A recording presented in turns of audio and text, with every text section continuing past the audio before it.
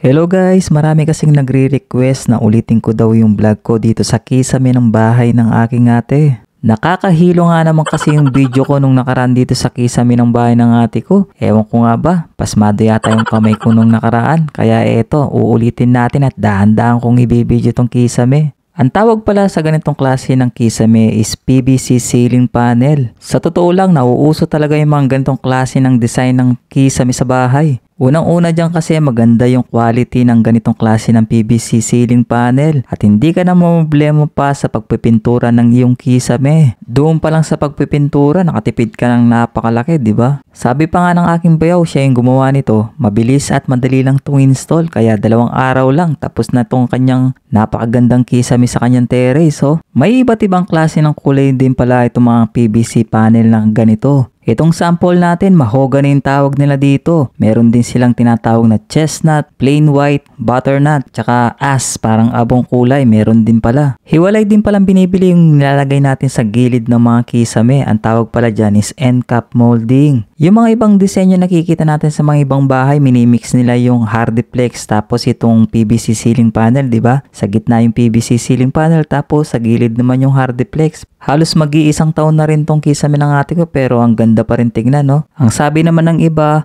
4 to 5 years nagbebend daw tong ganitong klase ng kisame. Dahil ang materials daw nito is made of plastic. Nakukuha daw yung pagbibend ng ganitong klase ng kisame pag summer or in tag-init yung panahon. Yung mga ibang naka-experience siguro na mga nagbebend yung ganitong klase ng PVC, siguro hindi nila nilagyan ng insulation yung kanilang yero or yung bubungan nila bago ikabit tong ganitong klase ng PVC ceiling panel. Tapos siguro yung distansya ng kisame nila sa yero nila is masyadong malapit. Kaya siguro after 4 to 5 years yung kanilang kisame nagbebend na. Kaya mas maganda talaga yung gagawa ng ganitong klase ng kisame is marunong talaga kung ano yung dapat niyang gawin para maiwasan yung ganong klase ng mga problema. Kung tatanungin niyo naman kung saan nabibili mga ganitong klase ng PVC ceiling panel, meron yan sa mga Wilcon, Ace Hardware or sa mga ibang hardware na medyo malalaki din. Meron sila mga stock na ganyan. Sa Facebook nga din may nakikita ako or sa Lazada. Depende sa mga size. Itong size nung binili ng aking bayaw is 250mm by 8mm by 2.9mm. Tapos yung presyo niyan syempre depende kung saan kayo bibili. Kung sa Wilcon, iba yung presyo niyan, syempre. Kung sa mga Facebook or sa mga Lazada or Shopee, iba rin ang presyo niyan. Kaya mag-double check lagi kung ayos ba yung mga bibilihin, okay? Ang total na nagastos pala dito ng aking bayaw is 9 to 10,000 po kasi yung labor sa kanya na. Siya kasi yung gumawa nito, pati yung anak niya, kaya wala silang binayad na labor.